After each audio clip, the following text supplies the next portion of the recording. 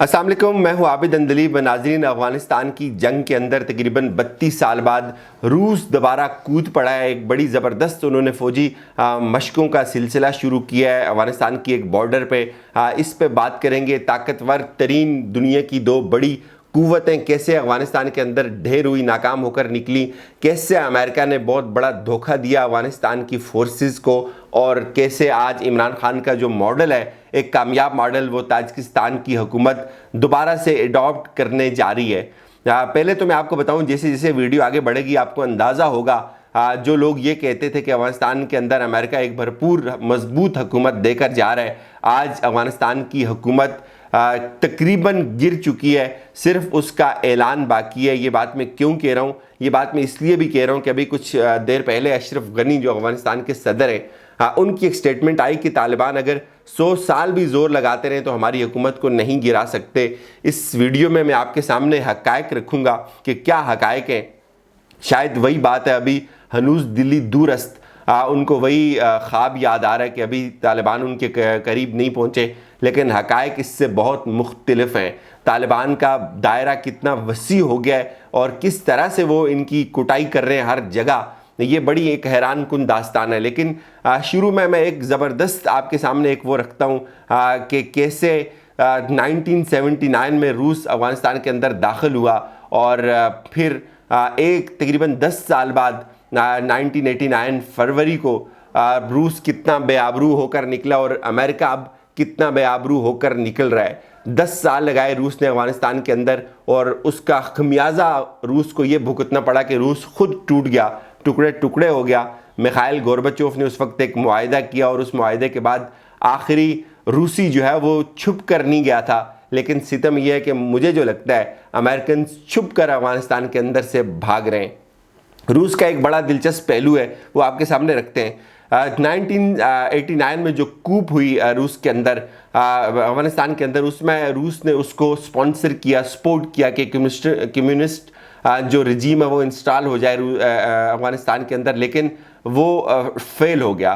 तो उसके बाद बराह रास्त बहुत ज़बरदस्त हथियारों के साथ दोबारा रूस ने अफ़गानिस्तान के अंदर इन्वेड किया, कब्ज़ा करने की कोशिश की और एक बड़ी जंग छिड़ी और तकरीबन 10 साल वो जंग चलती रही। और उसका खमियाजा रूस को ये भुगतना पड़ा कि रशियन फेडरेशन जो थी वो मास्को तक महदूद हो गई, और वो कोल्ड वार के बहुत सारे इवेंट्स हैं, और फिर 1992 में कैसे वो क्या हुआ वो एक अलग चैप्टर है। लेकिन बताना सिर्फ ये मकसूद है कि 10 साल की उस जंग के अंदर रशियन फेडरेशन टूट गई, अफ़गानिस्तान के अंदर तबाह बर्बाद हो गई। लेकिन अफ़गानिस्तान में तालिबान ने अपनी हार नहीं मानी, तालिबान ने अपनी शिकस्त जो है वो तस्लीम नहीं की, और आज ठीक तकरीबन 20 साल बाद जो अमेरिका था, अमेरिका वहाँ से रुस्वा होकर वापस निकल रहा है। और बताया ये जा रहा है कि तकरीबन 90% से ज़ायद जो अफ़गानिस्तान के अंदर अमेरिकन ट्रूप्स थे वो निकल गए। लेकिन मेरा ये मानना है कि इस वक्त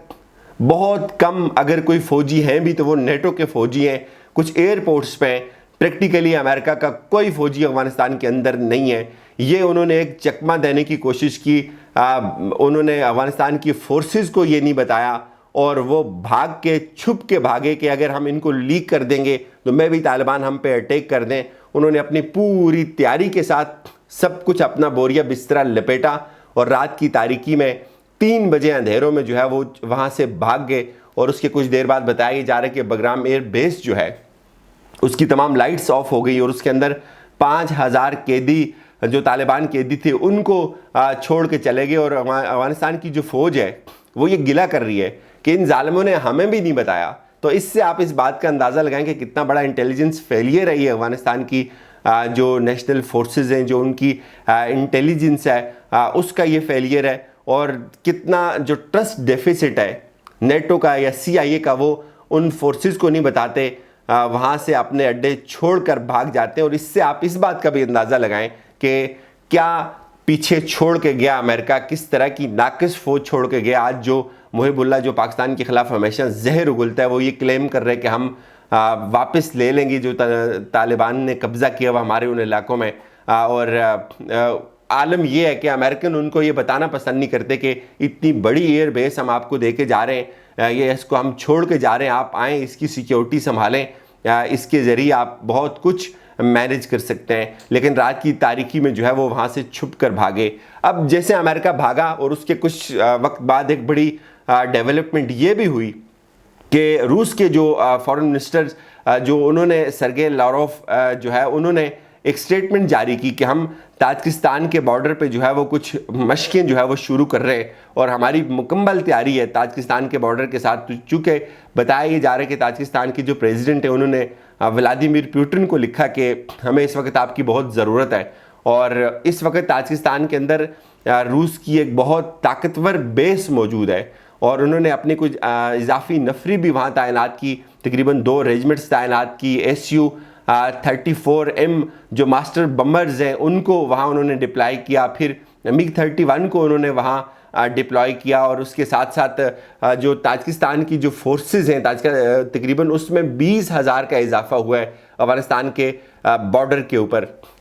यह डेवलपमेंट क्यों हुई? ये डेवलपमेंट इसलिए हुई नाजरीन कि अगर आप अफगानिस्तान के नक्शे पे जाएं तो अफगानिस्तान के साथ कनेक्ट करते हैं ताजिकिस्तान और उज़्बेकिस्तान, और ये जो दरियाए आमू है, बड़ा जिक्र जिसका दरियाए आमू का करते होते हैं हमारे एक बड़े दफ़ाई तजियाकार हैं, वो दरियाए आमू और दरियाए पंज जो है वो इनको सेपरेट करता है अफगानिस्तान की बॉर्डर्स को ताजिकिस्तान और उज़्बेकिस्तान से। और उस बॉर्डर के हवाले से बताया ये जा रहा है तकरीबन 70% उस बॉर्डर का कंट्रोल तालिबान के पास चला गया हुआ है। जितने भी इंटरनेशनल बॉर्डर्स हैं तालिबान उनके ऊपर इस वक्त कब्जा कर रहे हैं। एक तरफ अगर ताजिकिस्तान या उज़्बेकिस्तान का बॉर्डर हो, दूसरी तरफ पाकिस्तान के बॉर्डर पे भी हमने आपके साथ वीडियो शेयर की थी, तालिबान वहाँ तक पहुँच आए और किस तैयारी और किस तेज़ी के साथ वो पूरे अफगानिस्तान के अंदर फैल रहे हैं, इसका अंदाज़ा आप यहाँ से लगा लें। अशरफ गनी अपने महल के अंदर बैठे हुए हैं, वो ये कह रहे हैं कि तालिबान 100 साल भी लगा लें हमारी हुकूमत नहीं गिरा सकते, और आलम यह है कि 2300 फौजी, पहले बताया जा रहा था कि 1000 है, अब बताया जा रहा है कि 2300 फौजी छोड़ छाड़ के सब कुछ सरेंडर करके भागे। और जो वीडियो जो फुटेज ज़ाहिर हम यहाँ चला नहीं सकते, हम देख रहे हैं सरेंडर कर रहे हैं। आप यकीन माने बड़े बड़े उनके जो फौजी बड़ी बड़ी गाड़ियों और असले के समेत तालिबान के कदमों में आकर ढेर हो रहे हैं और सब कुछ उनके आगे फेंक रहे हैं। और आप जो पाकिस्तान का सबसे मुखालिफ जो दुश्मन है मुहिबुल्लाह, उसकी स्टेटमेंट सुने, वो ये कह रहे जी कि हम तालिबान से ये सारे अज़ला वापस ले लेंगे और हम बहुत जल्द तालिबान को जो है वो तकरीबन 7 ब्लैक हॉक देंगे और इससे हमारी अफगानिस्तान की जो आर्मी है वो बड़ी मजबूत हो जाएगी।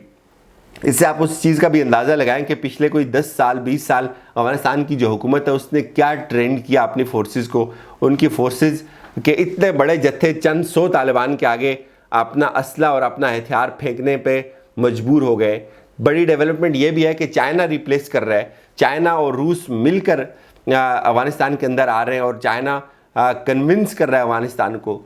इससे भी आप हैरान होंगे कि इस वक्त तालिबान का वफद ईरान के अंदर बैठा हुआ है, वो उनके साथ मुज़ाकरात कर रहा है कि बॉर्डर मैनेजमेंट क्या होगी, कैसे होगी, कैसे माइग्रेंट्स जो होंगे उनको मैनेज किया जाएगा, उनके इशू को कैसे सॉल्व किया जाएगा। और उसमें हुकूमत के लोग भी उसके साथ मौजूद हैं। बड़ी बड़ी गाड़ियाँ जो अफगानिस्तान के अंदर तबाही के लिए इस्तेमाल होती थी, जिनसे लोगों को निशाना बनाया जाता था, जिनसे लोगों को उठाया जाता था, बख्तरबंद गाड़ियाँ जिनसे हमले किए जाते थे, आज वो गाड़ियाँ तालिबान उनकी नुमाइश कर रहे हैं और कह रहे हैं कि ये गाड़ी इसकी ये डिटेल है, इतने में हम इसको जो है वो सेल कर रहे हैं। और ये सूरत हाल है अफगानिस्तान के अंदर। लोग जो प्रिडिक्ट कर रहे थे कि 3 माह के अंदर हुकूमत गिर जाएगी, अशरफ गनी कह रहे 100 साल में भी नहीं गिरेगी। प्रैक्टिकली हमें ये लगता है हुकूमत गिर चुकी हुई है, सिर्फ उसका ऐलान करना बाकी है। आखिर पे जो ज़बरदस्त डेवलपमेंट है वो ये है कि इमरान खान ने भी कहा था कि हमें कैंप्स को जो है वो करना चाहिए, कैंप्स का क़याम अमल में लाना चाहिए। जितने भी चूँकि रिफ्यूजी होंगे, जंग जब होती है या सिविल वार शुरू होती है तो बहुत ज़्यादा लोग माइग्रेट करते हैं, अपनी जगहों को छोड़ते हैं, तो वो बॉर्डर्स पे जाते हैं। तो इसी मॉडल को फॉलो कर रही है ताजिकिस्तान की गवर्नमेंट भी। ताजिकिस्तान ने भी कैंप्स बनाने का अंदिया दे दिया और उसके ऊपर उन्होंने प्रॉपर काम करना शुरू कर दिया है। एक तो उन्होंने अपनी 20,000 की नफरी लगा कर बॉर्डर को सील किया है, लेकिन इस खदशे को भी रूट आउट नहीं किया जा सकता कि बहुत ज़्यादा तादाद में अगर अफरा तफरी होती है तो लोग माइग्रेशन करेंगे। माइग्रेशन के लिए या तो पाकिस्तान आएंगे या ताजिकिस्तान और उज़्बेकिस्तान जाएंगे। तो इजाज़त दीजिए, अपना फीडबैक दीजिएगा। खुदा हाफिज़।